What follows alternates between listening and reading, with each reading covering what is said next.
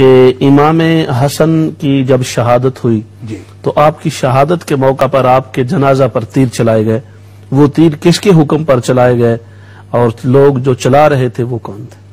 یہ سب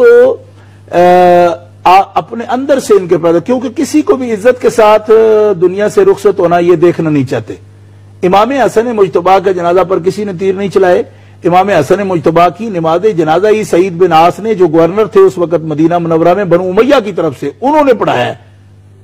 اور امام حسین علی مقام خود گئے ہیں چل کے ان کے پاس اور فرمایا کہ اگر یہ سنت جاریہ نہ ہوتی کہ خلفاء یا امیر جو ہیں وہی جنازہ پڑھاتے ہیں تو میں تمہیں نہ کہتا۔ کوئی شرف اس وجہ سے نہیں تمہیں کہ سعید بن عاص جو ہے شاید امام علی مقام سے مرتبے میں بڑھا ہے اس لیے نہیں کہتا، مگر تم یہاں امیر ہو، گورنر ہو مدینہ کے، تو اس لیے میں تمہیں یہ کہتا ہوں کہ یہ روایت برقرار رہے، اسی سنت جاریہ جو خلفاء کی ہے اس کے مطابق تم ہی جا کے جنازہ پڑھو۔ سعید بن عاص جو گورنر تھے مدینہ، انہوں نے نماز جنازہ پڑھائی ہے، تو گورنر مدینہ جب جنازہ پڑھا رہا ہے تو پھر تعلق تو آپ سمجھ سکتے ہیں، تیر مارنے والا ہوتا تو جنازے پڑھانے دعا کرنے تک تو نہ آتے وہ لوگ۔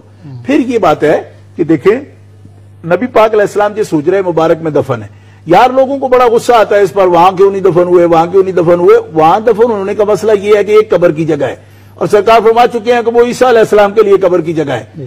دو یار آپ کے حکم سے سرکار کے ساتھ آرام فرمائیں۔ اچھا، پھر وہ قبرستان کا حصہ جو اہل بیت کے لیے خاص ہے۔ حضرت خاتون جنت سیدۃ نساء اہل الجنہ آپ کی والدہ محترمہ کی قبر انور کے ساتھ آپ کی قبر انور ہے۔ حضرت عباس ابن عبد المطلب کی قبر ہے، آپ کے دادا جان کے حضرت سیدہ خاتون جنت کے، پھر آپ کی قبر ہے حضرت سیدہ فاطمہ الزہرا سرکار کی، پھر ان کے ساتھ امام حسن مجتبی کی قبر ہے، امام زین العابدین پاک کی قبر ہے، امام جعفر صادق پاک کی قبر ہے۔ وہاں وہ سارا حصہ ہی اہل بیت اطہار کا ہے۔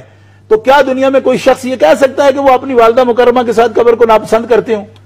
خام خواہ کا یہ سوال کہ وہاں کیوں نہیں دفن ہوئے، وہاں کیوں نہیں دفن ہوئے، یہ کوئی سوال ہی نہیں۔